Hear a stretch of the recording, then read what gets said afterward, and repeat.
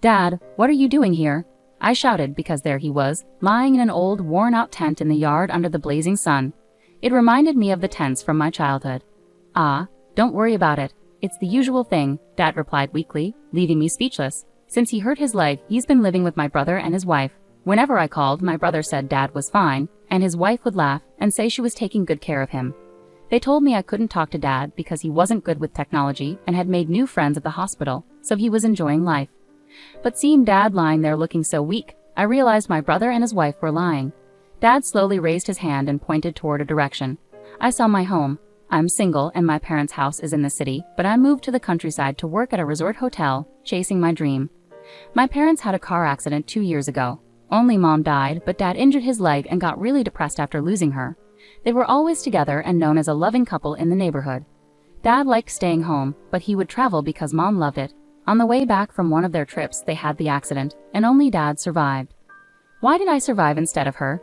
Dad would say, feeling guilty every day. His injury made him stay indoors even more. Since I was working, I couldn't take care of him as much as I wanted. Seeing him so sad made me feel terrible, but luckily I have a brother who is 7 years older than me. My brother Anthony and his wife, Mia, live close to our parents' home and would check on us sometimes. "Dad's gotten a lot weaker, hasn't he?" I said. They were a loving couple after all. "It's understandable. We live nearby, so Emma, don't worry and focus on your work," Anthony replied. "Thank you," I said, feeling grateful. Lately, I've been affected by the recession and my income has dropped a lot. I need to start saving soon. "How about you, Emma?" Anthony asked with a sigh. "I'm actually doing pretty well. Thanks to tourists coming back, I've been really busy lately. Unlike my brother, the overtime pay has helped a lot, so I haven't been struggling financially. In fact, I've had a raise and think I'm earning more than most of my peers. However, not having private time has been tough." This was the first time my brother had talked about his financial situation. He said they've had to cut back on food expenses and are barely getting by each day. He hasn't bought clothes in over a year, and they haven't gone on any trips either. They wanted children, but with their current situation, it's not possible. I was worried they were really struggling. Then, during a conversation at his house, Anthony mentioned, "Dad's leg has gotten much worse, and he needs more support. We're thinking about living together so we can take care of him." Mia added, "We were thinking it would save us money, and we could take care of Dad at the same time." "I appreciate it. Let me know if there's anything I can do to help," I said gratefully. "Thank you, Emma. Good luck with your work," Maya replied warmly. So to save money and look after Dad, my brother and his wife decided to move in with him. Dad and my brother didn't have the best relationship to start with. When Anthony was a student, he used to come home late, and Dad would often scold him. Over time, they drifted apart, and after Anthony finished college, he rarely visited. I hadn't seen them talk much since Anthony became an adult, so it was surprising that he was now positive about living with Dad. It seemed clear they were facing financial difficulties.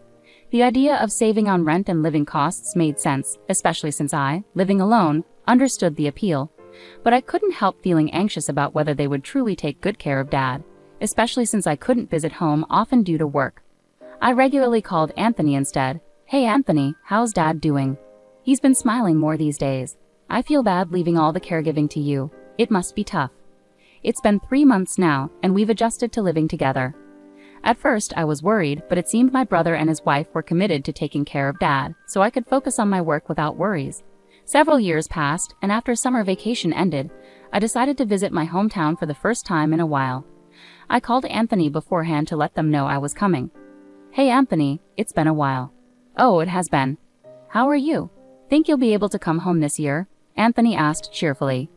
"Yeah, things have settled down at work, so I'm planning to come home for a few days," I replied. "That's great to hear. Travel safely," he said.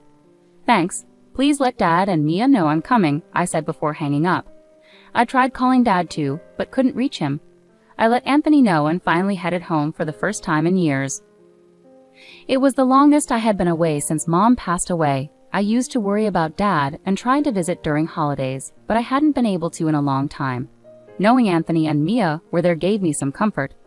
The city home felt much hotter than where I lived. As I arrived, sweating from the heat, I noticed an unfamiliar old tent in the front yard. Was there really a tent? I wondered aloud, puzzled by its presence. Curious yet apprehensive, I approached it and sensed someone inside. Hurriedly, I made my way in the family home. "I'm back," I announced. "Welcome back, Emma. You look pale." "What's wrong?" Mia exclaimed, noticing my expression. "I think there's someone in the tent. I blurted out hastily to Mia, who had just welcomed me home. Her response caught me off guard. "Oh, that's Dad," Maya replied calmly. "What? Dad is in that tent on such a hot day?" I exclaimed, rushing to check inside. There I found Dad lying down, looking like he had collapsed. "Mia, I'm calling an ambulance. Dad seems exhausted," I said urgently.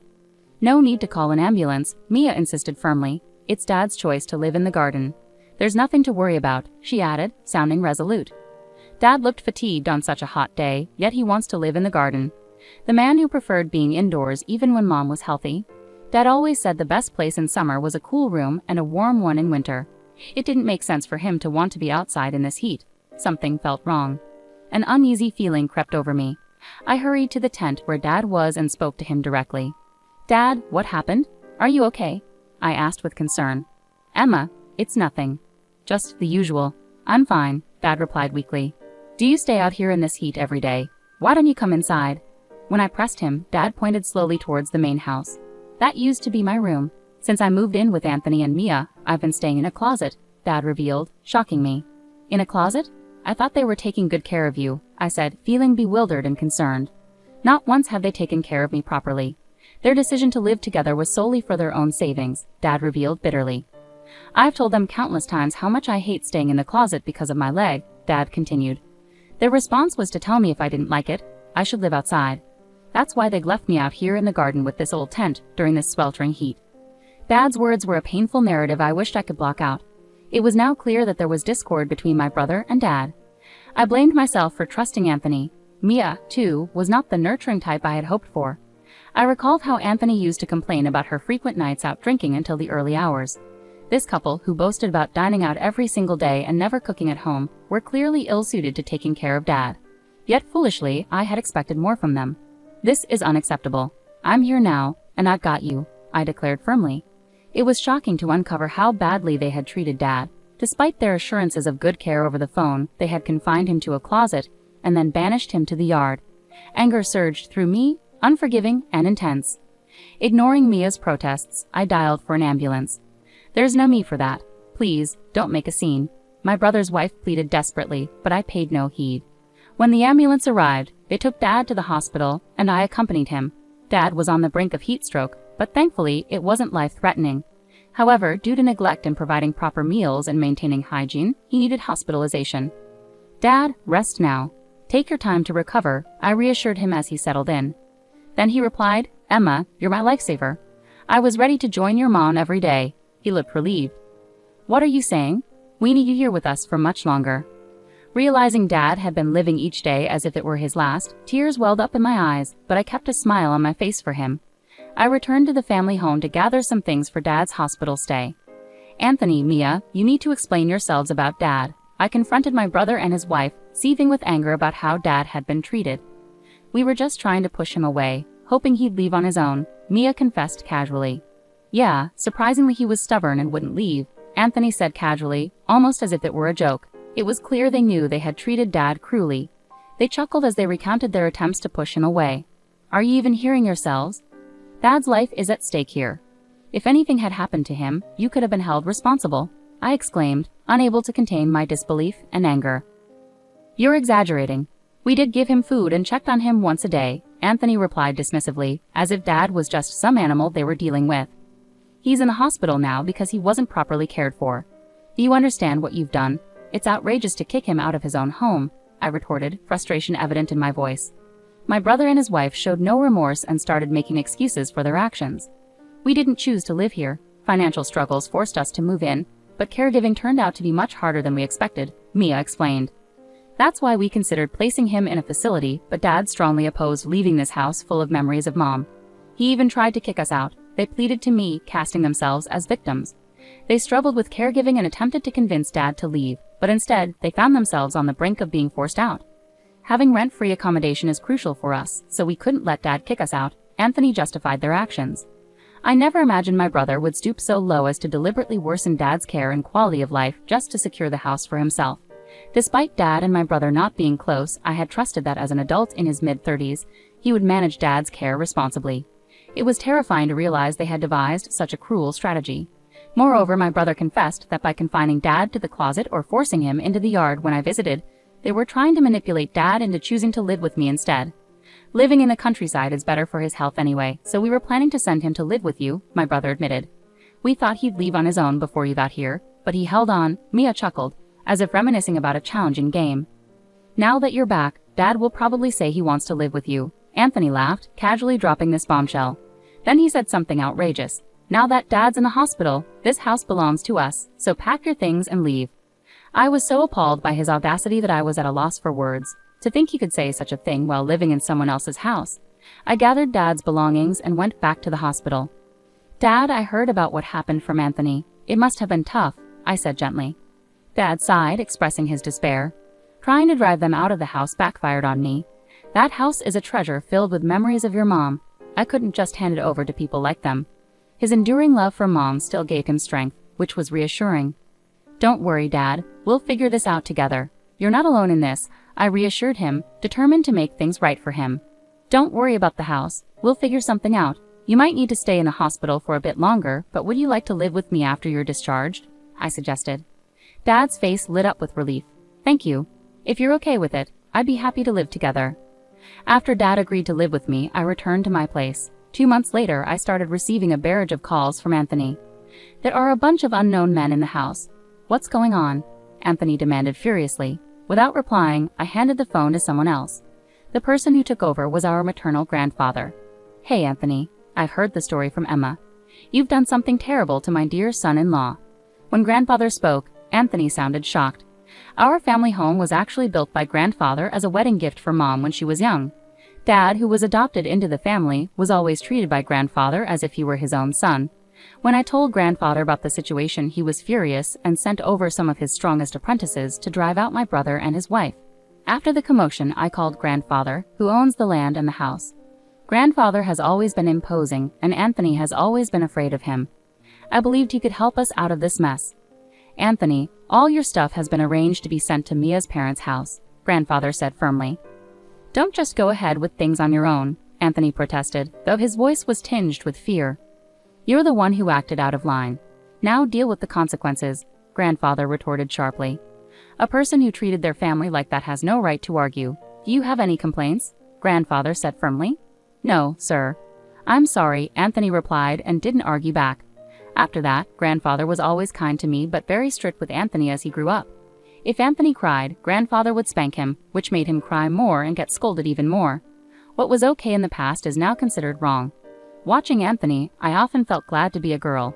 Even though Anthony would rebel against Dad, he never dared to go against grandfather. This time too, he tried to resist a little, but grandfather quickly took control, showing that my brother couldn't match him. Anthony and Mia's belongings were sent to Mia's parents' house as grandfather had arranged. When they arrived, it was clear they hadn't been there in a long time.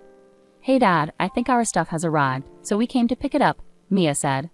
Mia's dad came out from the back room. I've heard everything from Anthony's sister. You two are going to live with us from now on. It's okay, we'll live at my family home, Mia replied.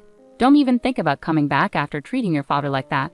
I'll fix your bad attitude, Mia's dad said angrily.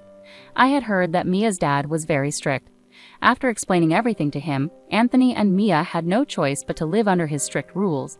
Mia learned to cook from scratch and had to prepare meals for the family every day. Anthony got permission for a side job and helped Mia's dad with his work on weekends.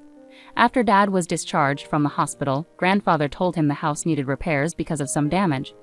Determined to fix the house filled with memories of Mom, Dad committed himself to rehabilitation and recovered impressively. You did great with the rehab. The doctors were even surprised by how quickly you recovered, I said. Of course, it's the house filled with memories of your mom, so I need to put my all into fixing it. Dad replied with a brightness in his voice like in the old days. It seemed his love for Mom helped Dad recover. With grandfather's instructions and the help of his apprentices, we gradually repaired the house. While fixing the house, Dad seemed to regain the sparkle he had when Mom was alive. You seem really lively, I said. Working on the house brings back a lot of memories, and it feels like I'm talking to your mom. I felt like she had gone far away, but maybe she's been nearby all along, watching over me.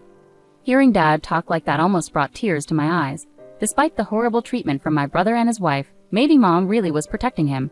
Eventually, the house repairs were completed. When the repairs were done, Dad decided to let go of the house. Dad, are you sure? I felt like Mom said it's okay not to cling to this house anymore. Plus, now that it's so beautifully done, I really want someone to live in it, he spoke calmly. I see. I think she would be happy too. Thanks to the renovations Dad and the team made, a buyer was quickly found. Because of all this, Dad and Grandfather decided to move into nursing homes. I've started visiting more often. Dad, how are you? I'm having a great time every day. Made a lot of friends too. It's all thanks to you, Emma. Really, thank you. Dad said with a smile. Dad seemed to be enjoying his days with the other residents, making the time I spent with him even more precious. I've been living more peacefully every day. As for Anthony and Mia, we've gotten used to Dad's discipline, and it's quite comfortable this way, Mia said. Yeah, he's not strict all the time, and the house is big. It's great, Anthony added, seeming to enjoy their lifestyle too. Being relieved from caregiving, we're actually lucky, Mia said happily. Thanks to this, we're living a good life despite our low income. I feel so grateful. My brother and his wife had adjusted to living at Mia's parents' house and were happy to be free from caregiving responsibilities, showing no signs of regret. But then Mia's dad, furious at their lack of remorse, kicked them out. There's no remorse from you, so you might as well leave, Mia's dad said quietly yet angrily. Pack your things and leave immediately. He expelled them without allowing any discussion. Accustomed to living at home without saving money, they found themselves homeless and desperate. Until they could afford the initial costs for a new place, they lived in an old tent in the park during winter. It's freezing. We're in this situation because your income is so low, Mia blamed Anthony. The tent is from home, but I bought you a new sleeping bag, so stop complaining. I've been working 7 days a week without a break, Anthony retorted irritably. With the money from his side job already spent, they had nothing left. How about we contact Emma and ask if we can live with her in the countryside?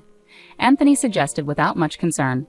Soon after, Anthony called to inform me they had been kicked out of Mia's parents' house and were now sleeping in a cold park. My brother, who had previously made fun of my rural lifestyle, was now pleading to live with me. Knowing how badly he treated our father, I couldn't bring myself to help him, so I refused. I decided to block all future communications to avoid any further trouble. I can only hope they realize that their actions have consequences.